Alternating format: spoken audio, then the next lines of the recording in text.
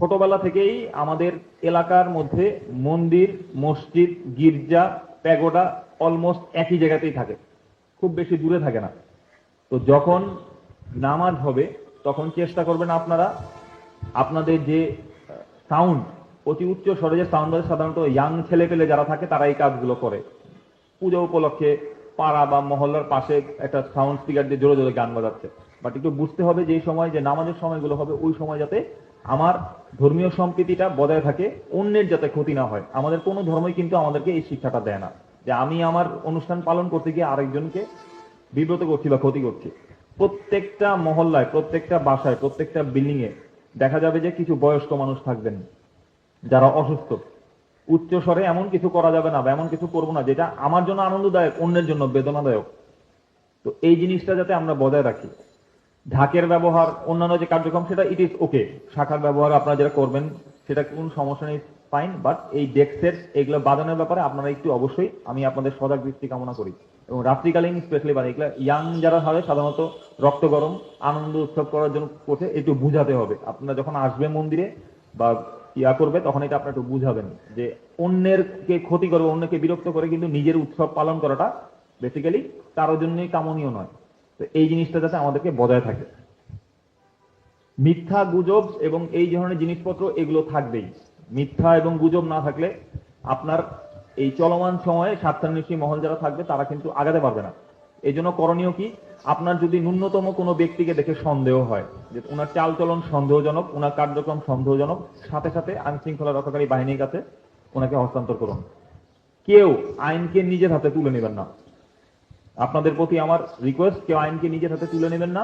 তাকে সাথে আপনাদের মণ্ডপের বাইরে যে তিনি থাকবেন আইন শৃঙ্খলা বাহিনী তাকে হস্তান্তর করুন। যদি না হয় তাকে রাখুন, আমাদেরকে অবগত করুন, থানায় অবগত করুন। আমি কথা দিচ্ছি আমাদের পৌঁছাতে যতক্ষণ, শুধু ক্যাম্প থেকে পৌঁছাতে যতক্ষণ, ততক্ষণ পর্যন্ত হোল্ড করে রাখবেন।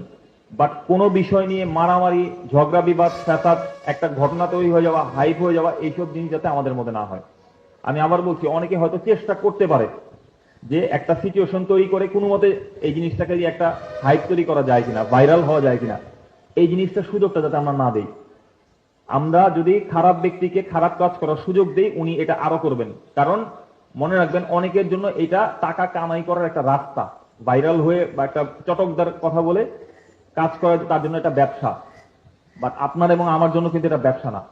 তো সেই জন্য আমরা চেষ্টা করবো যে এই ধরনের কার্যবলী করে কেউ যদি চেষ্টা করে কোনো সিচুয়েশন ক্রিয়েট করে, আমরা এটাকে আগে ডিফিউজ করে দিব এবং সাথে সাথে তাকে থানায় বা সেনাবাহিনীর কাছে হস্তান্তর করবেন। আমরা আমাদের সিস্টেমে তাকে জিজ্ঞাসাবাদ করে আইন অনুযায়ী যে ব্যবস্থা আছে সেই ব্যবস্থা আমরা গ্রহণ করব। সোশ্যাল মিডিয়াতে আমরা যা দেখি, যা শুনি, সবকিছু বিশ্বাস করার কিন্তু অ্যাকচুয়ালি কোনো গ্রহণযোগ্যতা নাই। বাংলাদেশে আমি যেখানে বড় হয়েছি বা যেখানে আমি আমার জন্ম, সেইখানে আমার সকালই ঘুম ভাঙতে হচ্ছে মন্দিরের ঘন্টার শব্দ শুনে অথবা আপনার উলুধ্বনির যে শব্দ শুনে। আমার বন্ধু বান্ধব, আপনাদের আত্মীয় স্বজন সবাই যদি বলি, দেখবেন যে ঘুরে ফিরে হয় মুসলমান, বৌদ্ধ, খ্রিস্টান, আমরাই। আমাদের বাংলাদেশের মতো সৌহার্দ্যপূর্ণ সম্প্রীতি পৃথিবীর অন্য কোনো দেশে নাই।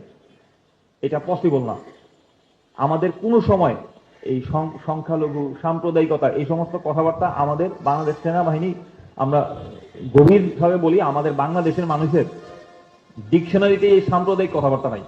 বাট আমরা এই যে কিছু মহল নিজস্ব কার্যগুলি চরিতার্থ করার জন্য এই ধরনের মানে সিচুয়েশন ক্রিয়েট করার চেষ্টা করে যে উনি হিন্দু, উনি মুসলমান, উনাকে এইভাবে অপমান করা হলো, উনাকে এইভাবে ইয়ে করা হলো। এই জিনিস ব্যক্তিগত শত্রুতার জেদ ধরে কেউ যদি কোনো কার্যবলী সম্পাদন করে ওইটাকে সাম্প্রদায়িক লাইনে প্রবাহিত করতে চায়, এটা কিন্তু একটা গর্হিত অপরাধ। তো আমাদেরকে বুঝতে হবে, ঠান্ডা মাথায় চিন্তা ভাবনা করতে হবে কেন সিচুয়েশনটা হলো, কি কারণে হলো। বাইরের একটা ঘটনার রেশ আমার এখানে যদি না পড়ে, সেই জন্য আমাদেরকে সবাইকে সজাগ দৃষ্টি রাখতে হবে যাতে কোনোভাবেই বাইরে একটা ঘটনা করে আসবে এটা আমাদের এলাকার মধ্যে সিচুয়েশনটা খারাপ করবে। নো, এটা আমরা হইতে দিব না। এটার জন্য আপনাদের সবার আন্তরিকতা খুব জরুরি। যদি আপনাদের কোথাও কোনো মনে হয় যে এখানে একটা গুজব বা একটা ঘটনা শুনলাম, এটা সত্যি না মিথ্যা, আমাদের সাথে কন্ট্যাক্ট করবেন, আমরা জেনে আপনাদেরকে জানাবো। বা কেউ নিজের হাতে আইন তুলে নেওয়া, একটা কমেন্ট করে দেওয়া, একটা মন্তব্য করে দেওয়া, একটা সিচুয়েশনকে গরম করে দেওয়া, এরকম